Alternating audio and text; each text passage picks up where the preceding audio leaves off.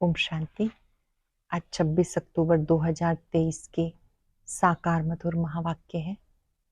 आज सतगुरुवार वरदानी दिवस है। परम सतगुरु का बहुत सुंदर सुखद वरदान मिला है, खुश नसीब भव। संगम युग पर हमें दिव्य पालना की प्राप्ति हो रही है। बाप के रूप से बाबा का प्यार और वर्षे की प्राप्ति, टीचर के रूप से मीठी शिक्षाओं की प्राप्ति, सतगुरु के रूप से वरदानों की प्राप्ति, तीनों ही संबंधों से हम दिव्य पालना प्राप्त कर रहे हैं और इस पालना से सहज और श्रेष्ठ जीवन बन जाता है। मेहनत और मुश्किल शब्द समाप्त हो जाता है। ऐसी हम खुश नसीब आत्माएं हैं। सच्ची सद्भावना है सबके प्रति रूहानी स्नेह रखना, सबके साथ प्रसन्नता भरा व्यवहार करना। बहुत सुंदर बात बाबा ने सिखाई कि अभी आप सच्ची गीता सुन रहे हो, 1 सेकंड में आप जीवन मुक्ति प्राप्त करते हो। बाबा आकर डायरेक्ट गीता ज्ञान देते हैं जिससे आप जीवन मुक्ति की प्राप्ति करते हो। इसी समय बाबा आकर बहुत दूर से हम बच्चों को पढ़ाते हैं। ये बहुत ऊंची पढ़ाई है। इस पढ़ाई में कोई गफलत नहीं करनी, अटेंशन से रोज पढ़ना है। कई बच्चे चलते चलते पढ़ाई छोड़ देते हैं। बाबा ने कहा उन जैसा महान मूर्ख कोई भी नहीं। पढ़ाई प्यार से पढ़नी है, रोज पढ़नी है, कृपा व आशीर्वाद मांगना नहीं। अपनी आप को पढ़ाई में बिजी कर देना, रोज पढ़ाई पढ़ना, यही सच्चा आशीर्वाद है, सच्ची कृपा है। बाबा ने कहानी सुनाई कि भयानक रात पूरी हो रही है, दिन आ रहा है। आप सत्युग की दुनिया में जाने की तैयारी कर रहे हो। गाते हैं ब्रह्मा का दिन, ब्रह्मा की रात। अब रात पूरी हो, दिन आना है। उस दिन में जाने के लिए, सुख घनेरे प्राप्त करने के लिए पढ़ाई पर फुल अटेंशन देना है। कई बच्चे ब्लड से लिख कर देते हैं, फिर भी छोड़ के चले जाते हैं। राजयोग से ताकत मिलती है, इसलिए कृपा व आशीर्वाद मांगने की बजाय योग लगाकर बाबा से शक्तियां प्राप्त करनी है। आज चलते फिरते जिसको भी देखेंगे उन्हें वरदान देंगे, खुश नसीब भव, तकदीरवान भव, सहज योगी भव। स्वयं भी खुश नसीबी के नशे में रहेंगे। मेरे जैसा खुश नसीब कोई और नहीं। अब सुनते हैं आज के मधुर महावाक्य आदरणीय बड़े दीदी से। ओम शांति। Good morning.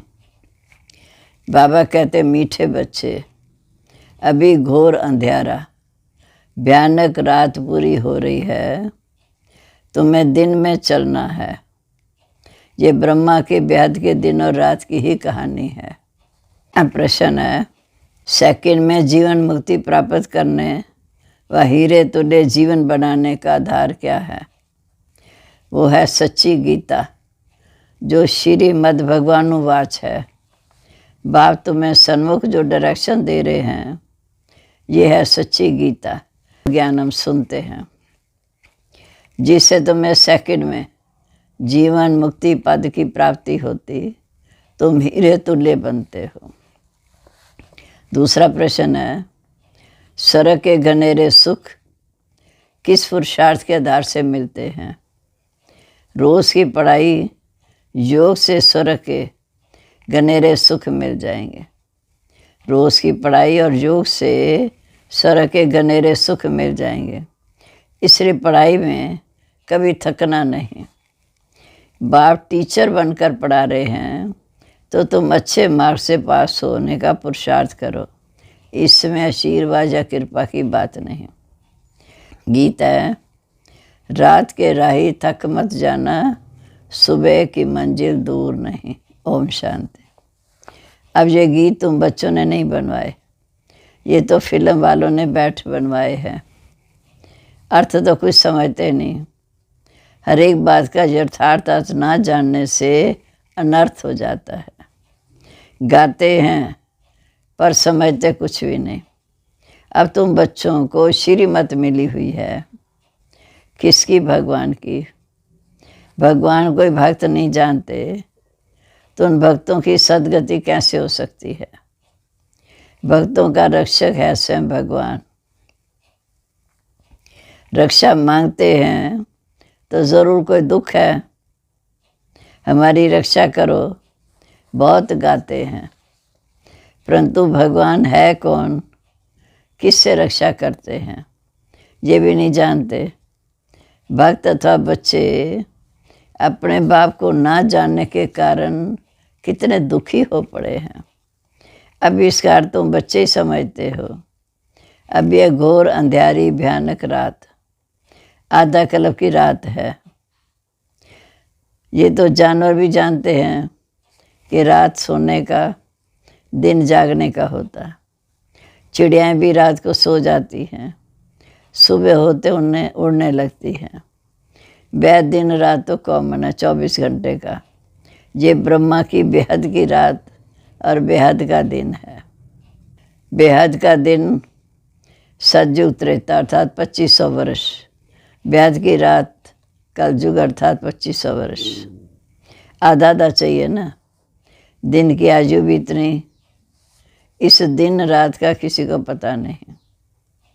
अब तुम बच्चे जानते हो कि अब रात पूरी होती है, अर्थात 84 जन्म पूरे होते अथवा ड्रामा का चक्र पूरा होता तो दिन शुरू होता, अर्थात सतयुग शुरू होता।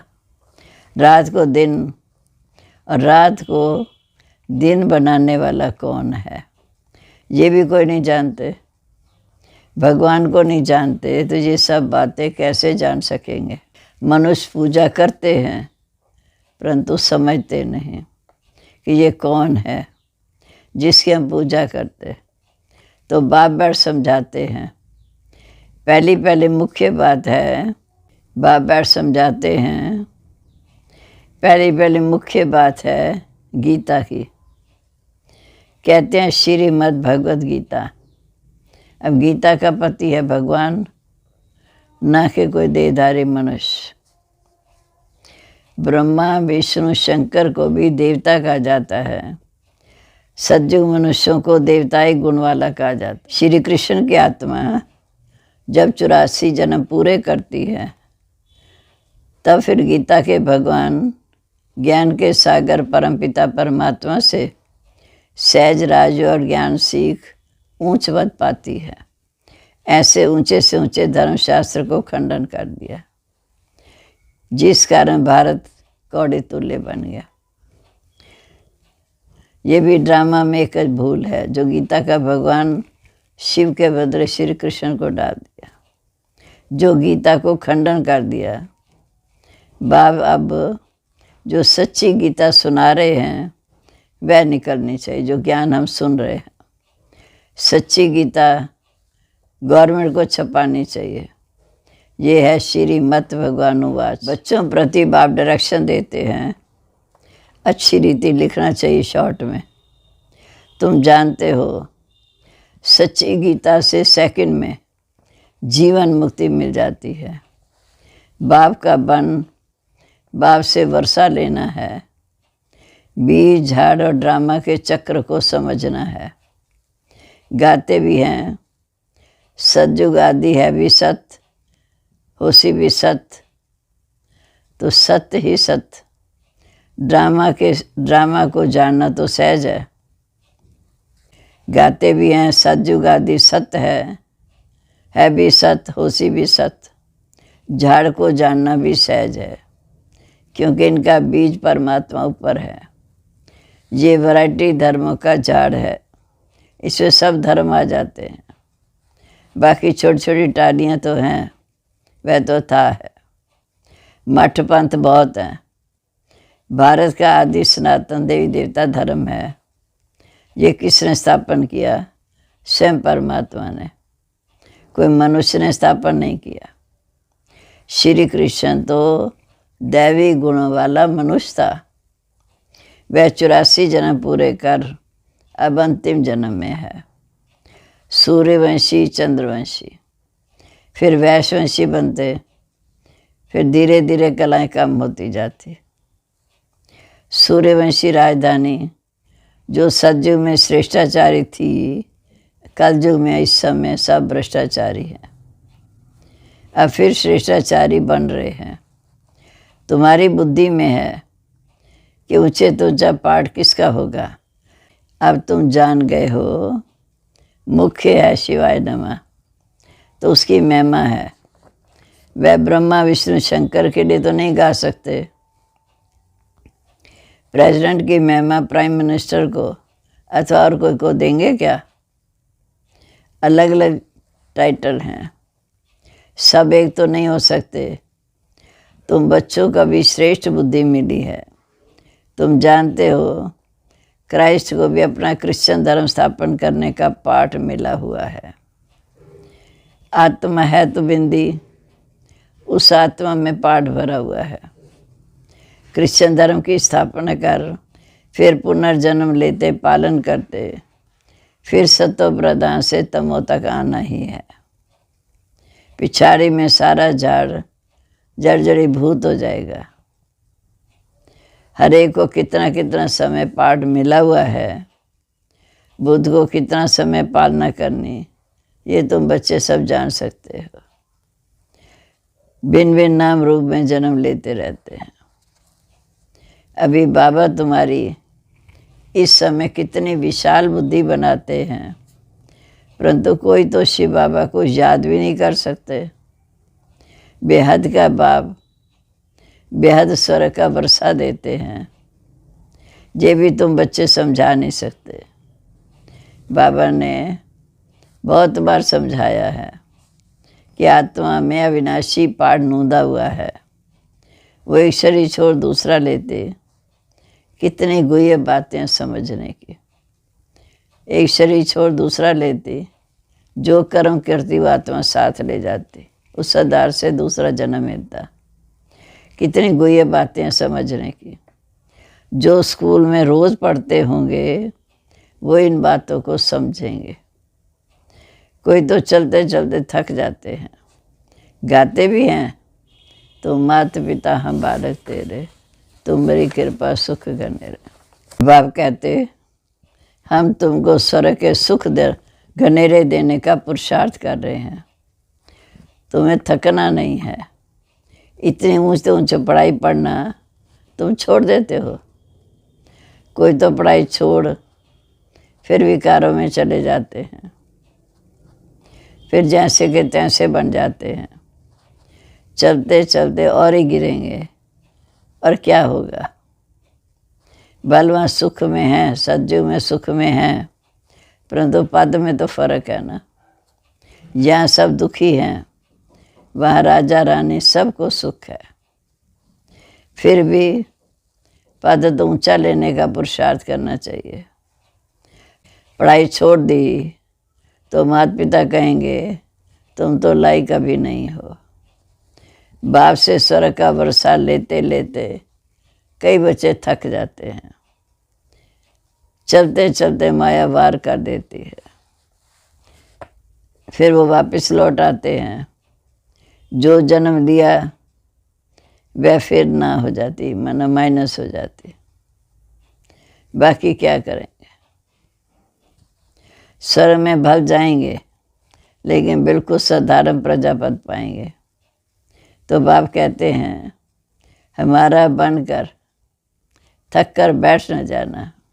बाप कहते हैं हमारा बनकर फिर थक कर बैठ गए या ट्रेटर बन गए तो प्रजा में भी चंडाल पद पाएंगे, क्योंकि सज्जू में सब प्रकार के चाहिए।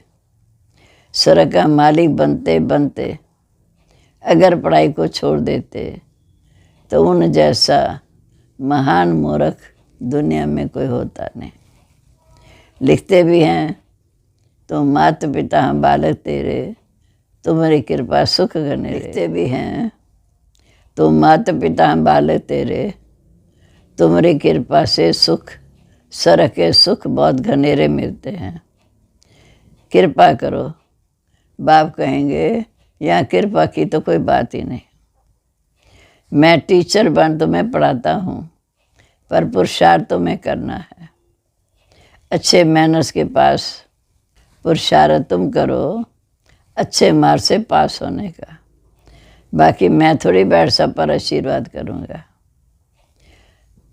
तुम योग में रहो तो बाबा की ताकत मिलती रहेगी। तो मुख्य धर्म है 4, उनके शास्त्र विचार हैं। उनमें मुख्य गीता, आदि सनातन देवी देवता धर्म का मुख्य शास्त्र है गीता। बाकी उनके बच्चे हैं। वर्षा तो माता पिता से मिलना है। आप बाप सन्मुख समझा रहे हैं। सिर्फ गीता पढ़ने से थोड़ी राजाओं का राजा बन जाएंगे।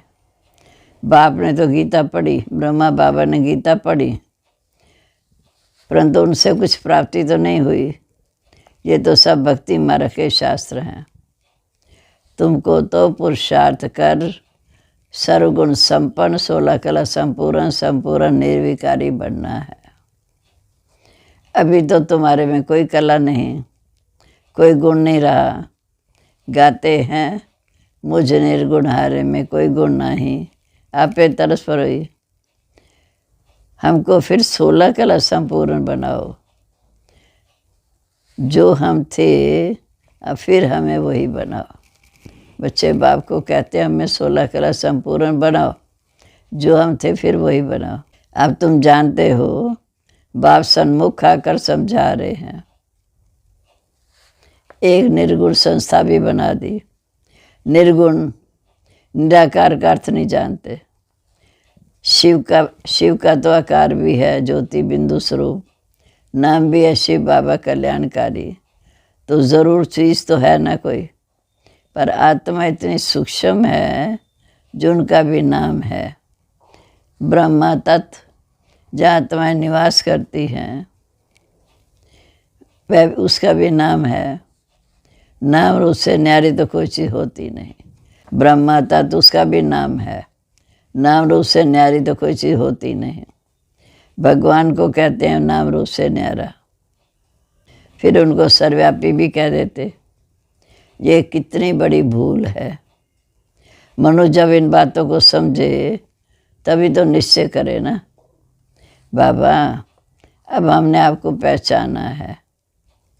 आप कलब कलब हमें राय देते हो, फिर हम गवा देते हैं। ऐसा निश्चय हो तभी तो ये पढ़ाई पढ़ सके। पर जहाँ से बाहर निकलते सब कुछ भूल जाता है। इसलिए पहले पहले तो लिखना चाहिए।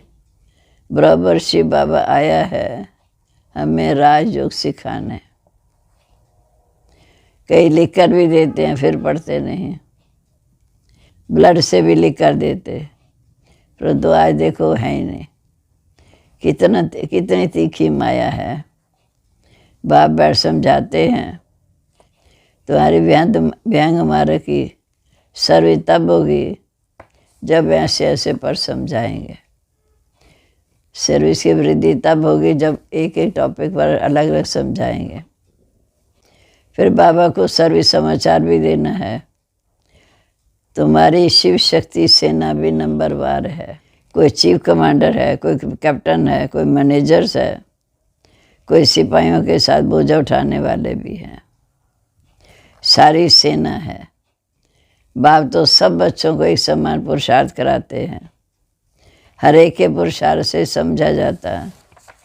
हर एक के पुरुषार्थ से समझा जाता है कि ये राजा रानी बनेंगे या अच्छी सौकार प्रजा में आएंगे, या साधारण प्रजा में आएंगे, या दासासी बनेंगे। ये तो बिल्कुल सहज है समझने की। तो पहले मुख्य बात को उठाना है। बाबा कितने समय ललकार कर रहे हैं महारथियों को, तो व्यंग मार्ग की सेवा के लिए विचार सागर मंथन करना है। अच्छा जी, मीठे मीठे सिक्के लदे बच्चों प्रति माता पिता बाप दादा का याद प्यार। Good morning. रूहानी बाप की रूहानी बच्चों को नमस्ते। हम रूहानी बच्चों की रूहानी बाप दादा को नमस्ते नमस्ते बाबा, गुड मॉर्निंग। शुक्रिया बाबा, शुक्रिया। अब है धारणा के लिए मुख्य सार। पहली पॉइंट है, पढ़ाई में कभी थकना नहीं है। ऊंच ऊंच पढ़ाई रोज़ पढ़नी और पढ़ानी है। दूसरा, व्यंग मार्ग की सर्विस करने की युक्तियाँ निकालनी है। योग में रह बाप से ताकत लेनी है, पर आशीर्वाद कृपा मांगने की दरकार नहीं। अब आज का वरदान। वरदानों को दिव्य पालना द्वारा सहज और श्रेष्ठ जीवन का अनुभव करने वाले सदा खुश नसीब हो। बाप दादा संगम युग पर सभी बच्चों की 3 संबंधों से पालना करते हैं। बाप के संबंध से वर्षे की समृद्धि द्वारा पालना, शिक्षक के संबंध से पढ़ाई की पालना, सतगुरु के संबंध से वरदानों की अनुभूति कराना। एक ही संगम पर सबको मिल रही है। इसी दिव्य पालना द्वारा सहज और श्रेष्ठ जीवन का अनुभव करते रहो। मेहनत और मुश्किल शब्द भी समाप्त हो जाए तब कहेंगे खुश नसीब। तो ये हमें सदा अपनी बुद्धि में याद रखना है और सदा अपने को खुश नसीब समझना है। स्लोगन है, बाप के साथ साथ सर्व संबंधों के स्नेही बनना ही सच्ची सद्भावना है।